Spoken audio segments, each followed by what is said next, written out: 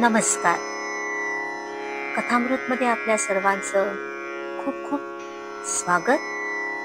आणि आता सध्या नवरात्र सुरू असल्यामुळे त्या संदर्भात काही लक्षात येतात गोष्टी, ते तुम्हाला सांगण्याचा प्रयत्न करते. अर्थात मी वाचनामध्ये आलेलं, मला आढळलेलं हे मी सांगते, माझ्या मनाचं काही नाही.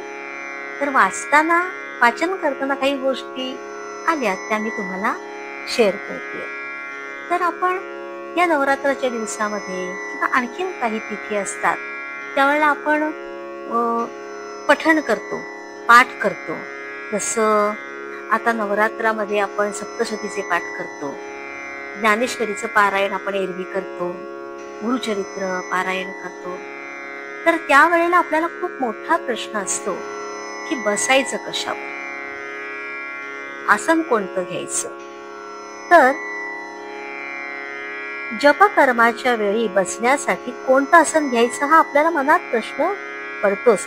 मंत्र महोदधी या ग्रंथामध्ये त्याचं विस्तृत विवेचन केलेलं आहे आणि ह्याच्यामध्ये कुशासन, व्याघ्रासन, मृगाजीन अथवा रंगीत कांबळे आसन म्हणून घ्यावं असं सांगितलेलं आहे.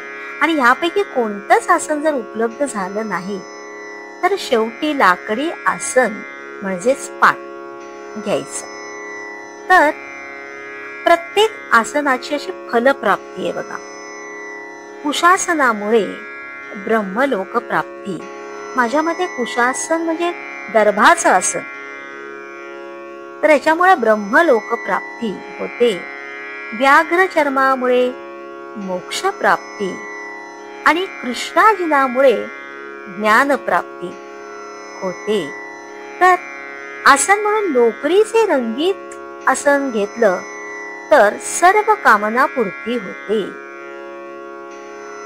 असं सांगितलं जातं. त्यानुसार काही ठिकाणी असंही सांगितलेलं आहे, म्हणजे भगवद्गीतेत चैलाजिन कुशोत्तरम असं सांगितलेलं आहे. म्हणजेच काय, तर सर्वात खाली कुश म्हणजे दर्भ, त्यावर आजीन आणि त्यावर एखादं लोकरीचं वस्त्र असं आदर्श आसन म्हणून तयार होतं. आसनांच्या बाबतीत काही आसनं ही निषिद्ध म्हणून सांगितलेली आहेत बघा. म्हणजे त्याच्यामध्ये लाकडाचं आसन निषिद्ध आहे, पालवीचे, बांबूचे, दगडी, शेणाचे, गवताचे आणि मातीचे आसन हे विषय इच्छा निर्माण करणारे आसन असं म्हटलं जातं त्याला. आणि हे कठीण, तसेच ते कठीण असे व्याधीदायक आसन असं सर्वथा टाळावं असं सांगितलं जातं. लाकडी आसन कठीण असल्यामुळे शक्यतो टाळावंच.